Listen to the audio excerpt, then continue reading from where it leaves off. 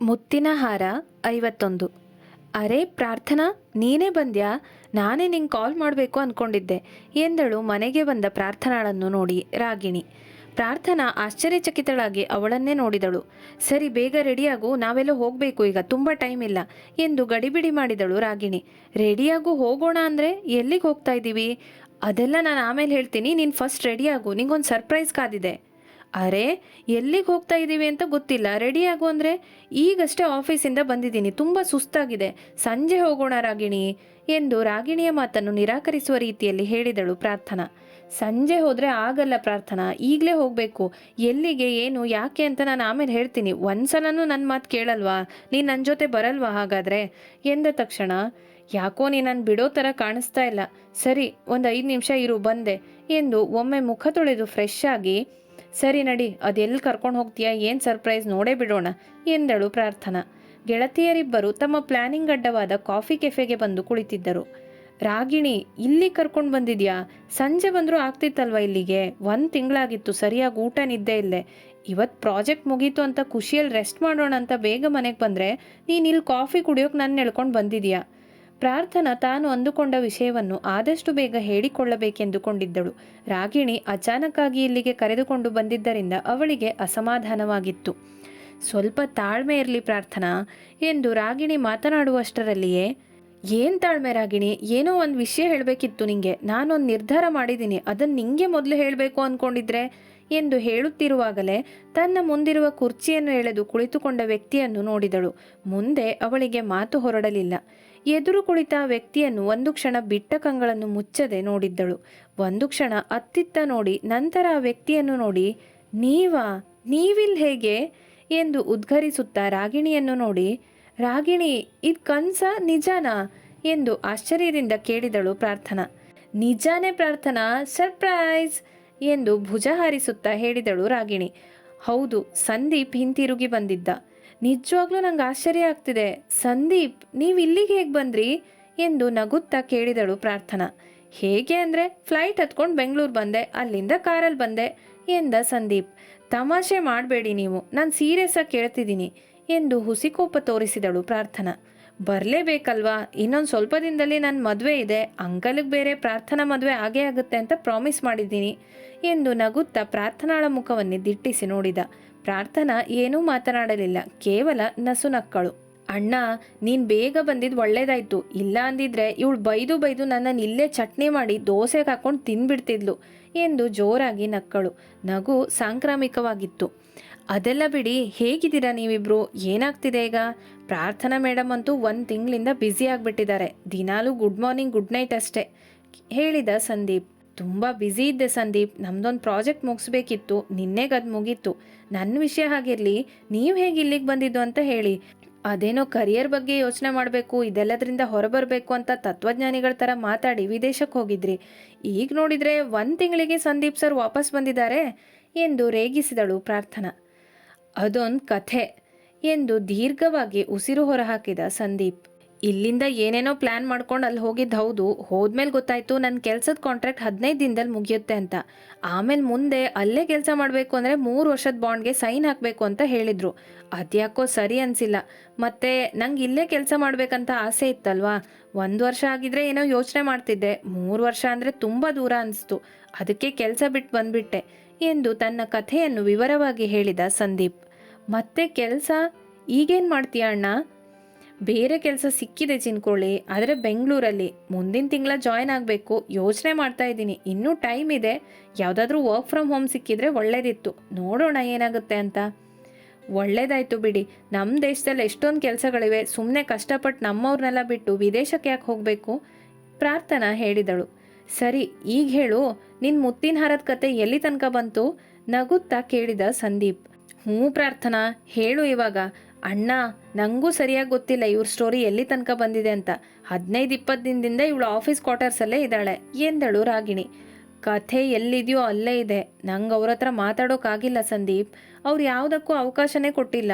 ಹೇಳಿದ್ನಲ್ವಾ, ಈಗೊಂದು ತಿಂಗಳಿಂದ ನಿಜವಾಗ್ಲೂ ನಾವಿಬ್ಬರು ಬೇರೆ ಯೋಚನೆಯಲ್ಲೇ ಇದ್ವಿ ಸ್ವಲ್ಪ ಬೇಸರದಿಂದ ಹೇಳಿದಳು ಪ್ರಾರ್ಥನಾ.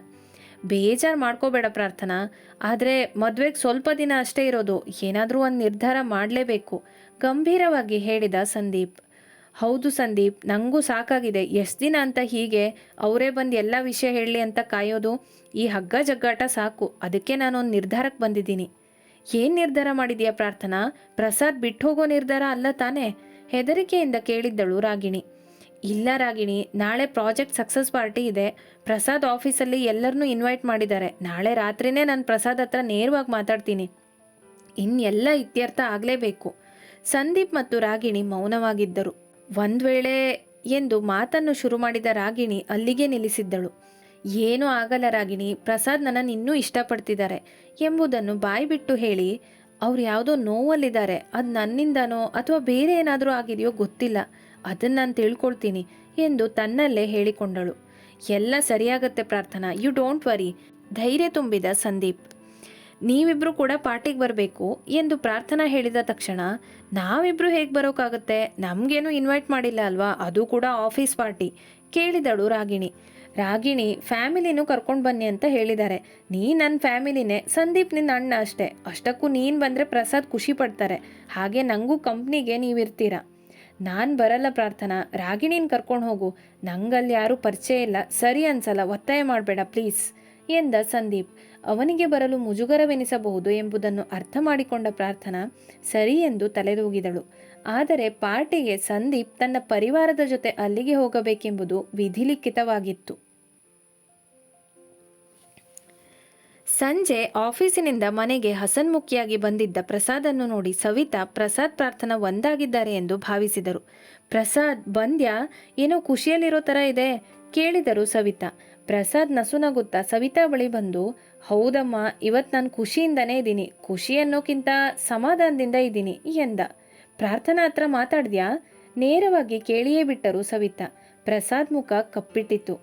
ಬಂದ ತಕ್ಷಣ ಅವಳ ಬಗ್ಗೆ ಮಾತಾಡ್ತಿರಲ್ಲ ಅಮ್ಮ, ಮೂಡೆಲ್ಲ ಹಾಳಾಯಿತು ಎನ್ನುತ್ತಿದ್ದಂತೆ ಸವಿತಾಗೆ ತಾನು ತಪ್ಪು ಮಾಡಿದೆನೆಂದು ಅನಿಸಿತು ಮತ್ತು ಪ್ರಸಾದ್ ಖುಷಿಯ ಕಾರಣ ಬೇರೆ ಏನೋ ಇದೆ ಎಂದು ಗೊತ್ತಾಯಿತು. ಕ್ಷಮಿಸು ಪ್ರಸಾದ್, ಹಾಗೆ ಕೇಳಿಬಿಟ್ಟೆ. ಇರಲಿ, ನೀನು ಹೇಳು, ಯಾಕೆ ಖುಷಿಯಲ್ಲಿದೆಯಾ ಅಂತ, ನಾನು ಖುಷಿ ಪಡ್ತೀನಿ ಎಂದು ಪೆಚ್ಚಾಗಿ ಕೇಳಿದರು ಸವಿತಾ. ಸಾರಿ ಎಲ್ಲ ಏನು ಕೇಳ್ತೀರಾ ಅಮ್ಮ ನೀವು? ಅದು ಬಿಡಿ, ನಾವು ಒಂದು ಪ್ರಾಜೆಕ್ಟನ್ನು ಯಶಸ್ವಿಯಾಗಿ ಮುಗಿಸಿದ್ದೀವಿ. ಅದು ತುಂಬಾ ಮುಖ್ಯವಾದ ಪ್ರಾಜೆಕ್ಟ್ ಆಗಿತ್ತು. ಕಂಪ್ನಿಗೆ ತುಂಬ ಲಾಭ ಆಯಿತು. ಅದಕ್ಕೆ ಸಮಾಧಾನ ಆಗ್ತಿದೆ ಇವತ್ತು ಎಂದ. ಸವಿತಾಗೆ ಇದರಿಂದ ಅಷ್ಟೊಂದು ಏನು ಖುಷಿಯಾಗಲಿಲ್ಲ. ಆದರೆ ಅದನ್ನು ಮುಖದ ಮೇಲೆ ತೋರಿಸಿಕೊಂಡು ಮಗನ ಖುಷಿಯನ್ನು ಹಾಳು ಮಾಡುವಂಥವರಲ್ಲ ಸವಿತಾ. ಓಹೋ ಹೌದಾ, ಒಳ್ಳೇದಾಯ್ತು, ಲಾಭ ಬಂದಿದೆ ಅಂದ್ಯಲ್ಲ, ನಿಮ್ಮ ಜೊತೆ ಕೆಲಸ ಮಾಡೋರಿಗೆಲ್ಲ ಸ್ವಲ್ಪ ದುಡ್ಡು ಕೊಡು ಎಂದು ಆಶೀರ್ವಾದ ಮಾಡುವಂತೆ ತಲೆ ನೇವರಿಸಿದರು. ಸ್ವಲ್ಪ ಏನಮ್ಮ, ಈ ಸಲ ಚೆನ್ನಾಗಿ ಬೋನಸ್ ಕೊಡ್ತೀವಿ. ಸರಿ, ನಾನು ಫ್ರೆಶ್ ಆಗಿ ಬರ್ತೀನಿ, ನಂಗೆ ಸ್ಪೆಷಲ್ ಕಾಫಿ ಮಾಡಿಕೊಡಿ. ಹಾಂ, ಮತ್ತೊಂದು ವಿಷಯ ಎಂದ. ಏನೆಂದು ಸವಿತಾ ಹುಬ್ಬೇರಿಸಿದ್ದರು. ನಾಳೆ ಸಂಜೆ ಎಲ್ರಿಗೂ ಒಂದು ಪಾರ್ಟಿ ಕೊಡೋಣ ಅಂತ ನಿರ್ಧಾರ ಮಾಡಿದ್ದೀನಿ. ಈಗಾಗಲೇ ಇವೆಂಟ್ ಮ್ಯಾನೇಜರ್ಗೆ ಹೇಳಿದ್ದೀನಿ. ಒಂದಿಷ್ಟು ನನ್ನ ಫ್ರೆಂಡ್ಸ್ಗೆಲ್ಲ ಫೋನ್ ಮಾಡಿ ಬರ ಹೇಳಿದ್ದೀನಿ. ನೀವು ನಿಮ್ಮ ಗೆಳತಿಯರಿಗೆಲ್ಲ ಹೇಳಿಬಿಡಿ. ಮತ್ತು ಇಲ್ಲಿ ಅಕ್ಕಪಕ್ಕ ಮನೆಯವ್ರಿಗೂ ಹೇಳಿ. ಸಾರಿ, ನಾನು ನಿಮ್ಗೆ ಈಗ ಹೇಳ್ತಾ ಇದ್ದೀನಿ, ಅದು ಅರ್ಜೆಂಟಲ್ಲಿ ನಿರ್ಧಾರ ಮಾಡಿಬಿಟ್ಟೆ, ಬೇಜಾರು ಮಾಡ್ಕೋಬೇಡಿ ಎಂದ ಪ್ರಸಾದ್. ಸವಿತಾಗೆ ಇದೆಲ್ಲ ಹೊಸದೇನಾಗಿರಲಿಲ್ಲ.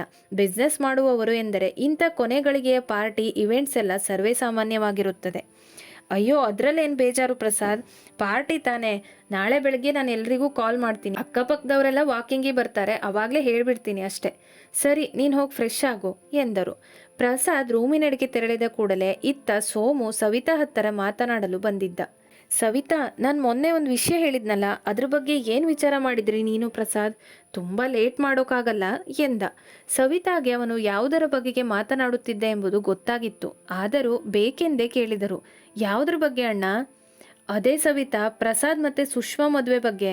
ಸುಷ್ಮಾಗೆ ಈ ವರ್ಷ ಮದುವೆ ಮಾಡಲೇಬೇಕು. ನಮ್ಮ ಪ್ರಸಾದ್ಗೂ ವಯಸ್ಸಾಯಿತು. ಇನ್ನೂ ಲೇಟ್ ಮಾಡಿದರೆ ಕಷ್ಟ ತಾನೇ. ನೀನು ಅವನ ಹತ್ರ ಮಾತಾಡಿಲ್ವಾ ಕೇಳಿದ ಸೋಮು. ಒಂದು ಕ್ಷಣ ಮೌನದಿಂದಿದ್ದ ಸವಿತಾಗೆ ಏನೋ ಹೊಳೆದಂತಾಗಿ ನಗುತ್ತಾ, ಅಣ್ಣ ಇವತ್ತೇ ಮಾತಾಡ್ತೀನಿ, ಆದರೆ ಸ್ವಲ್ಪ ಸಮಯ ಬಿಟ್ಟು ಊಟ ಆದ್ಮೇಲೆ ಮಾತಾಡ್ತೀನಿ. ಅವನು ಇವಾಗಷ್ಟೇ ಬಂದಿದ್ದಾನೆ, ಏನಾದರೂ ತಿಂದು ಸ್ವಲ್ಪ ವಿಶ್ರಾಂತಿ ತಗೊಳ್ಳಿ ಎಂದರು.